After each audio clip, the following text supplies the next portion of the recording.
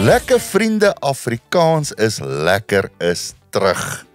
Kan jy glo nou, die wat nie weet wat Afrikaans is lekker is nie, hy vat Afrikaanse musiek na die buiteland toe. Hierdie keer kom kuier ons soos hulle in Engels sê in die United Kingdom, daar in die UK. Lisa, hoe gaan die toer loop? Wat gebeur? Dit is so 'n groot voorreg om deel te kan wees van hierdie ongelooflike toer. Ons is 5 stede, 5 onvergeetlike vertonings, saam met jou, my, Brendan Piper en Elandrey. En ons is almal daar met 'n band. So ons gaan dit regtig vir julle so lekker maak. Ons gaan lekker saam sing, lekker saam dans en dit alles in Afrikaans.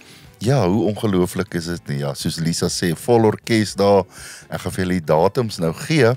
Ons begin in Dubai 23 Mei, Amsterdam 24 Mei, Dublin 28 Mei, Manchester 31 Mei en dan sluit ons af in Londen 1 Junie. Moenie wag om jou kaartjies te koop nie. Jy kan dit al reeds koop, beskikbaar op SA Events se webtuiste.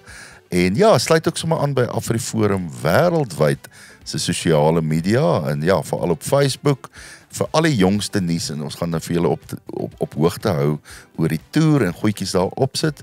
So moenie hierdie onvergeetlike ervaring mis nie. Ek en Lisa en Brendan Piper en Elandrey sien baie uit om vir julle te kom kuier daai kant. Maak seker jy kry jou kaartjies. Jy wil nie hierdie ongelooflike ervaring op uitmis nie. Sien julle daar. Die ligte aan want ek kan nie slaap nie. Steek die vure aan dan brand ons skapie.